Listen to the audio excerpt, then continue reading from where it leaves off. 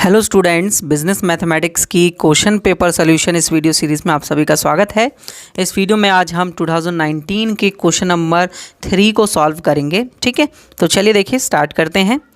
हमारे सबके सामने एक क्वेश्चन है। देखिए 2019 में आया हुआ है क्वेश्चन नंबर 3। एक मशीन है जिसे परचेज़ किया जाता है 10,600 रुपये में और डेप्रिसिएशन कैलकुलेट किया जाएगा 8% per annum for the first 3 year. तो ध्यान से समझिएगा, ए पार्ट हम कर रहे हैं। तो फर्स्ट 3 ईयर्स जब इस पे डेप्रिसिएशन कैलकुलेट किया जाएगा उस पे रेट होगा 8% का। ठीक है, after 10% per annum for the next 7 years. फिर इसके बाद जो 7 ईयर्स आएंगे इसके बाद नेक्स्ट, उस पे किया जाएगा 10% के हिसाब से इंटरेस्ट चार्ज। ठीक है, और नेक्स्ट अगर हम देखें तो इसमें बोला हुआ है कि जो डेप्रिसिएशन है वो कैलकुलेट किया जाता है डिमिनिशिंग बैलेंस मेथड से। ठीक है, और फिर हमें 10 ईयर्स का कैलकुलेट करना है क्योंकि 3 + 7 = 10 ईयर्स हो गए। तो देखिए हम करते हैं इसको। ठीक है, चलिए देखिए। तो आप सभी को पता है डेप्रिसिएशन अगर हमें कैलकुलेट करना है वो 10 साल बाद, तो उसके लिए हमें क्या करना है, सिंपल सा एक तरीका कि हमें मशीन की वैल्यू फाइंड आउट कर लेनी है पहले 10 साल के बाद। ठीक है, उसके बाद हमें पता चल जाएगा कि उसकी वैल्यू कितने की बची है और लास्ट वो डेप्रिसिएशन के बाद की वैल्यू होगी। ठीक है, क्योंकि डिमिनिशिंग वैल्यू हमें फाइंड आउट करनी है। डेप्रिसिएशन करना होता तो माइनस करके देखते, डिमिनिशिंग वैल्यू करनी है कैलकुलेट। तो डिमिनिशिंग वैल्यू को हम डिनोट कर सकते हैं किसी से भी, एस से कर सकते हो आप या किसी भी अलग से। ठीक है, फॉर्मूला होगा आपके पास कॉस्ट 1 + 1 - r की पावर n। अब ये 2 बार हो रहा है अलग अलग रेट से, इसलिए 2 बार लिख रहा हूँ 1 - r की पावर n। तो कॉस्ट आपके पास थी 10,600, 1 - रेट पहले स्टार्टिंग में था 8%, तो 0.08 कितने साल के लिए, 3 ईयर के लिए, तो n की जगह 3 लिख दिया। फिर अगला था 10%, तो 0.10 और कितने सालों के लिए था, 7 ईयर्स के लिए, तो पावर 7 आ गई। ठीक है, अब आपको सिंपली क्या करना है, आपको जो है वो कैलकुलेट कर लेनी है इनकी values.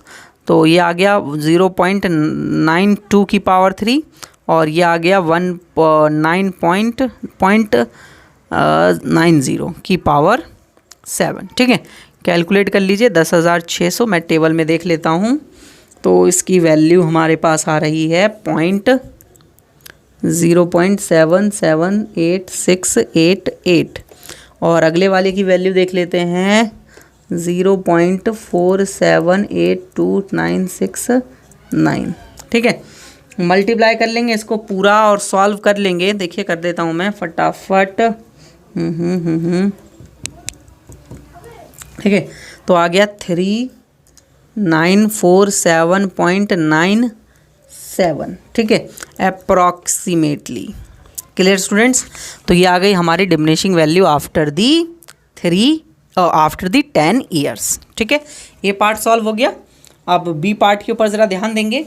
Mister Sunil deposited 10,000 in the bank for 3 years offering interest at the rate of 6% compound half yearly during the first year. तो पहले साल तो रेट 6% कंपाउंड हाफ ईयरली होता है और दूसरे साल आपका जो है वो 12% कंपाउंड क्वार्टरली होता है एंड तीसरे साल 10% कंपाउंड कंटिन्यूसली थर्ड ईयर के लिए होता है। चलिए देखिए ध्यान से समझिएगा कैसे करना है। तो सबसे पहले आप सभी को पता है कैसे लिखते हैं हम इसे। हमारे पास होता है summation equals to principal 1 + i की पावर n और फिर दोबारा आपको 1 + i की पावर n लिखना है क्योंकि 2 बार था, क्वार्टरली और सेमी एनुअली।